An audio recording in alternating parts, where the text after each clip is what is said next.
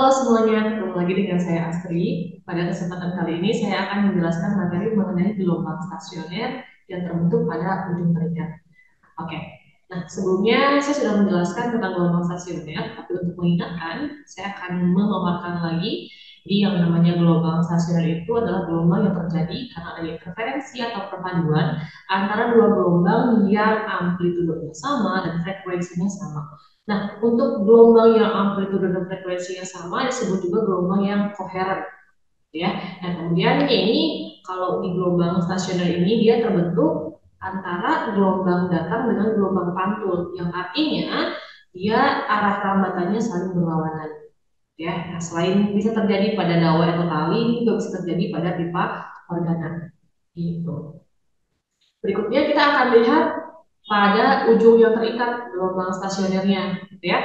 Nah, untuk ujung yang terikat itu, misal ya, saya punya sebuah tali, misalkan si tali ini saya ikatkan bagian ujungnya, kemudian karena dia terikat, maka dia tidak akan bisa bergerak bebas di ujung sini.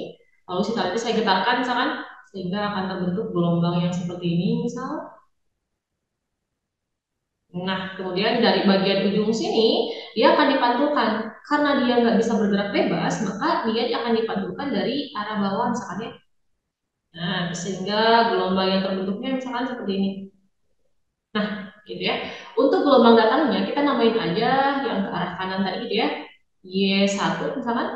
Lalu untuk gelombang pantulnya dari arah sebelah kiri menuju, dari kanan menuju kiri. Ini misalkan Y2. Nah, untuk menentukan persamaan simpangannya, maka kita harus tentukan dulu persamaan simpangan untuk Y1 dan Y2. Untuk Y1-nya, nanti apa? Y1 itu sama dengan A sin omega T min Kx. Kenapa? Karena dia bergetarnya ke atas dulu, kemudian dia bergeraknya ke arah kanan, gitu ya. Sedangkan untuk yang Y2-nya, yang gelombang pantulnya, Y2 itu sama dengan min A. Nah, kenapa di sini minus? Karena di sini ada pembalikan fase. Ada pembalikan fase sebesar 180 derajat, sehingga dia A-nya bertanda minus, gitu ya. Kemudian sin, karena dia bergeraknya ke kiri, omega T plus Kx. Oke, untuk menentukan persamaan simpangannya, nanti kita jumlahkan ya, Y1 tambah Y2. Nah, dari hasil penjumlahan secara matematis, didapat bahwa Y-nya itu sama dengan 2A sin Kx cos omega T. Nah, ini persamaan simpangan untuk ujung yang terikat. Nah, bentuk persamaan simpangan ini, kalau kita mau tuliskan dalam bentuk lain bisa ya. Jadi Y sama dengan AS cos omega T. Nah, berarti bisa kalian lihat nih, yang jadi AS-nya adalah apa? Adalah 2A sin KX. Nah, ini dia AS-nya, amplitudo stasionernya. Dan untuk AS ini sama kayak ujung bebas ya. Dia nilainya itu antara 0 sampai dengan 2A, 2 amplitudo. Jadi maksudnya kalau 0 tuh ya, kalau misalkan di sini nih, titik setimbang dia 0. Ketika dia di perut, berarti dia 2A. Suatu saat dia bisa jadi A aja, atau enggak misalkan 0 lagi, dan seterusnya.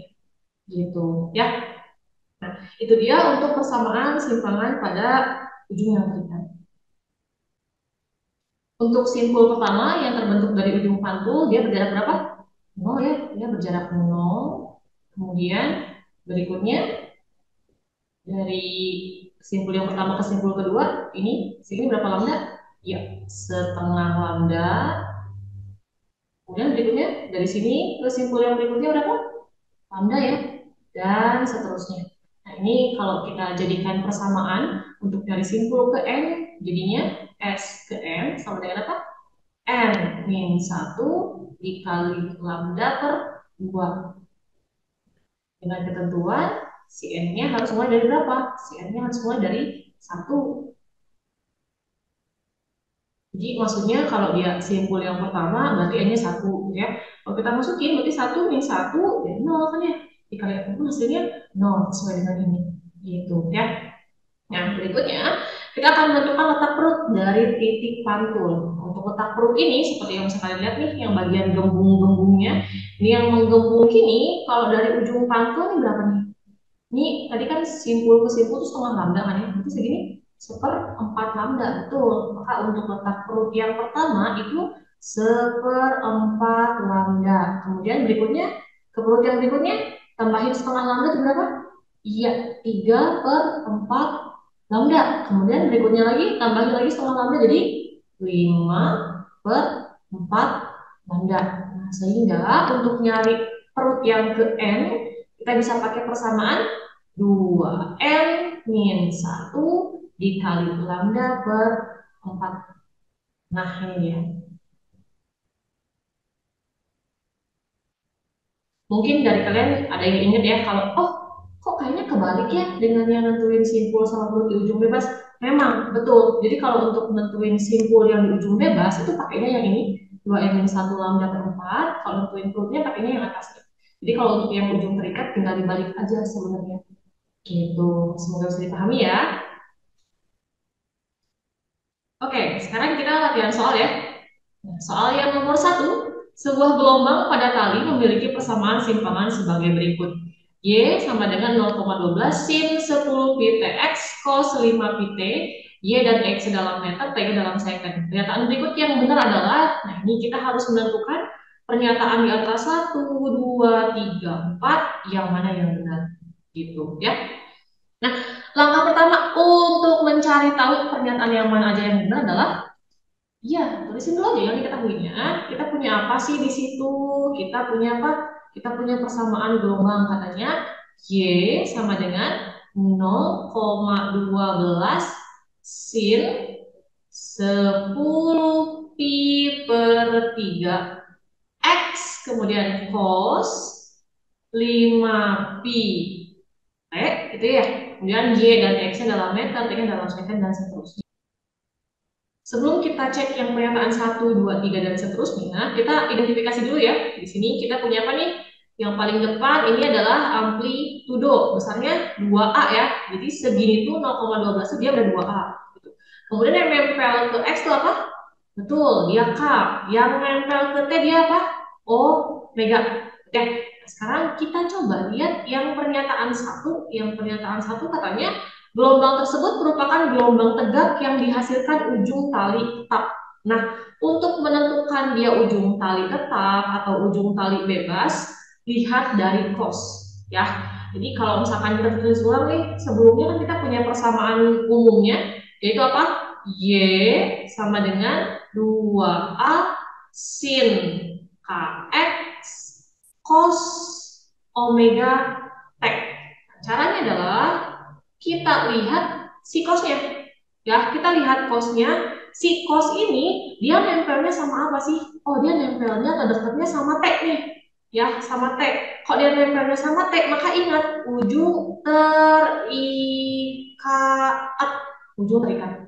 Jadi kalau cosnya dia nempel ke T, berarti dia ujungnya ujung terikat. Gitu. Ya, kalau yang untuk ujung bebas, cosnya nempel sama X. S sama S. Ya, kalau ini cos terikat. Gitu. Oke. Maka untuk pernyataan yang satu ini, pernyataannya betul ya. Ujung tetap itu sama aja kayak ujung terikat. Gitu maksudnya. Oke, berikutnya yang pernyataan duanya, cepat rambat gelombangnya katanya 1,5 meter per second. Nah, untuk menentukan cepat rambat, kita bisa pakai persamaan yang cepat ya. Apa? V sama dengan omega per K. Nah, omeganya mana? Tadi kita tulisin. Omeganya adalah 5 pi. Sedangkan K-nya 10 pi per 3. Sehingga persamaan ini bisa kita tulis ulang jadi 5 pi dikali 3 per 10 pi. Ya, berarti kalau gitu ini kita bisa bagi 5 pi, yang ini dibagi 5 pi sisa berapa? 2. Berarti 3 bagi 2 hasilnya 1,5 meter per second. Berarti pernyataan 2 pun betul. Berikutnya, kita lihat yang pernyataan 3. Pernyataan 3 apa katanya? Amplitudo titik X sama dengan 75 cm adalah 0,12 meter. Oke, yang perlu kalian lihat di sini kita punya X dan si X itu dia satuannya masih dalam sentimeter. Jangan langsung dimasukin gitu aja ya. Lihat di sini. Di sini X-nya dalam meter. Berarti kalau dia masih senti harus kita ubah dulu karena ujungnya nih si amplitudenya pun dia dalam meter. Kenapa amplitudenya meter? Ya karena si Y-nya pun dalam meter. Gitu ya. Tapi kalau si X ini dia akan ngaruh ke apa? Dia akan ngaruh ke lambdanya nanti. Gitu. Sehingga si X ini kalau kita ubah ke dalam meter jadinya berapa? 0,75 meter gitu ya. Dan untuk menentukan amplitudonya, ini maksudnya amplitudonya itu amplitudo stasioner pasti ya. Maka kita pakai persamaan ya. Bagian depannya ini kan ya, yang apa nih? AS sama dengan 2A sin KX.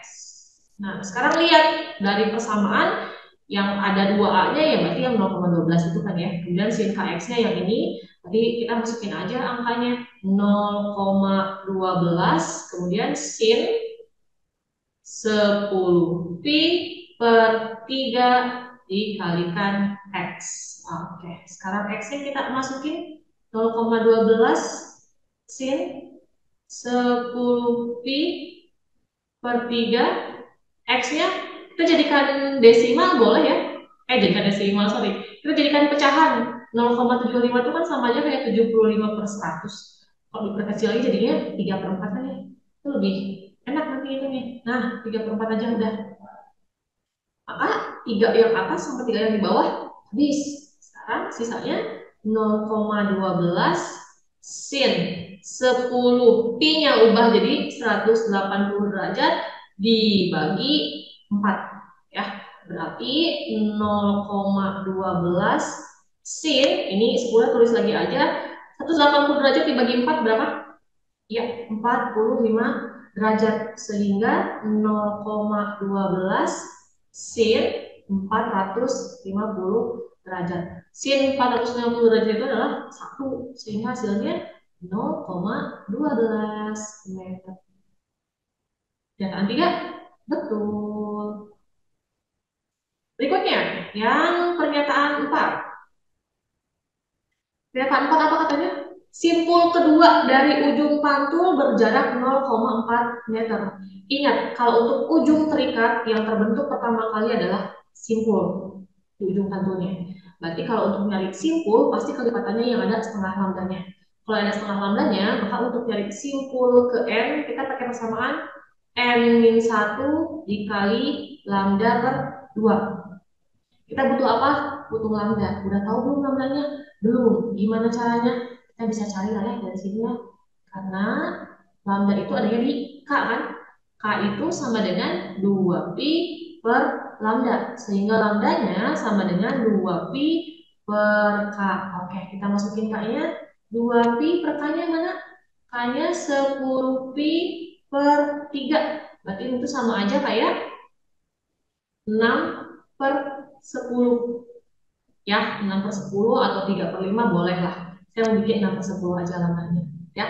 Nah, lambda ini kita masukin ke persamaan ya. Sebelum kita masukin, kita lihat dulu karena yang dicarinya simpul yang kedua berarti S2 sama dengan N-nya masukin 2 min 1 dikali lambdanya 6 per 10 dibagi 2. Berarti hasilnya ini ke sebelah sini aja ya.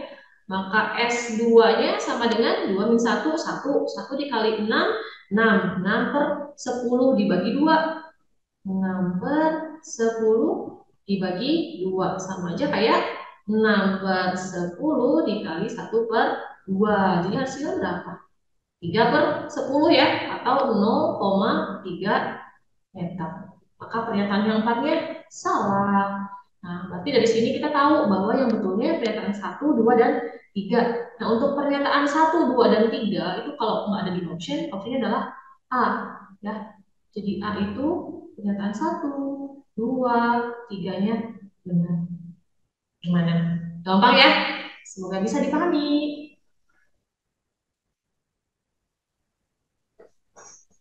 Soal nomor 2. Seutas kawat dengan panjang kawat 10 cm bergetar menurut persamaan Y sama dengan 0,5 sin pi per 3x cos 40 pi t cm. Maka jarak perut ketiga dari sumber getar adalah, ini dia optionnya. Oke, Kita tuliskan dulu ya, yang diketahuinya ada apa aja. Di situ ada panjang tali, katanya kita misalkan aja panjang talinya sepanjang L gitu ya. L-nya katanya 10 cm, lalu dia punya persamaan Y-nya sama dengan 0,5 sin pi per 3 X cos 40 pi T. Oke. Nah, di sini kan kita harus menentukan jarak perut nih. Berarti kalau menentukan jarak perut ya kita harus tahu dulu ini termasuknya jenis gelombang apa, gitu ya. Apakah ujungnya ujung yang terikat, gelombang stasionernya, atau ujung yang bebas. Nah, lagi-lagi kita lihat apa? Kita lihat cos. Cosnya ada dekatnya dengan siapa? Cosnya itu dekatnya dengan T. Ya, berarti dia ini ujungnya ujung yang terikat. Gitu. Oke, kalau untuk menentukan ujung yang terikat, maka buat nyari perut ketiga kita pakai persamaan yang mana? Ayo, masih ingatkah? Atau masih lupa? Ingat dong ya. Ya, untuk nyari perut yang ketiga atau perut ke N dulu deh. Persamaannya adalah 2N-1 dikali lambda per 4. Nah, di sini kita butuh lambda. Sekarang untuk mencari lambda tentunya bisa dicari dari siapa? Dari K ya. Nah, ini K itu yang nempel dengan X. Gitu. Berarti cari dulu lambdanya. Oke, K sama dengan 2pi per lambda. Berarti lambdanya sama dengan 2pi per K, sehingga 2pi per K-nya pi per 3. Nah, berarti jadinya berapa? Ini pi-nya habis ya, 3-nya naikin ke atas, dikali 2 jadi 6 lambdanya. Oke, berikutnya kita masukin ke sini. P-nya P ke berapa sih? P ketiga. P ketiga sama dengan 2 dikali N-nya 3 min 1 dikali lambdanya 6 dibagi 4. Ini kita perkecil aja ya. Kita bagi 2 deh. Ini sisa berapa? 2. Ini bagi 2 sisa 3. Oke, kita kali ini dalam kurung 2 kali 3 6. 6 min 1 5 dikali 3 per 2. 5 kali 3 berapa? 15. 15 dibagi 2 sama dengan 7,5 cm. Apakah ini jawabannya? Bukan. Kenapa? Lihat dulu. Yang dicari adalah jarak perut dari sumber getar. Ya, ingat, yang segini tuh, ini yang terbentuk dari mana? Dari ujung pantul. Ya, hati-hati. Ini selalu dari ujung pantul. Berarti kalau misalkan kita mau nyari dari titik asal getar, dari sumber getar, berarti gambarin aja ya. Kalau masih belum kebayang, misalkan kayak gini. Nah, ini ujung pantulnya nih. Ini ujung pantul. Nah, dia tuh punya panjang. Panjang talinya sepanjang L, misalkan. Kemudian untuk perut yang ketiganya, dia sebesar ini, misalkan 7,5 cm, anggaplah. Misalnya perut ketiganya segini. Ya kan? Ini P3-nya, misalkan. Berarti kalau yang dicarinya dari titik asal getar, berarti dari sini ke sini dong ya. Nah, dari sini ke sini. Dari sini ke sini memberikan apa? Ya sama dengan L dikurang P3. Gitu. Maka untuk mencari ini, ya kita masukin aja. Dan kita udah tahu ya. Nah, untuk L min P3-nya atau ini dari asal getar gitu ya. Dari asal getar, ini perut ketiganya sama dengan L dikurang P3. L-nya berapa? 10 dikurang P3-nya 7,5. Berarti hasilnya 2,5 satuannya sentimeter. Gitu. Coba yang mana? Ya, yang kayak. Jadi hati-hati ya. Lihat soalnya baik-baik, harus lebih teliti lagi karena soal yang ini bisa ada tricky. Gitu. Ya, semoga bisa dipahami. Demikian penjelasan saya mengenai gelombang mekanik. Semoga bisa dipahami dan semoga bermanfaat. Salam sehat untuk kalian semua. Sampai ketemu lagi lain waktu. Bye-bye.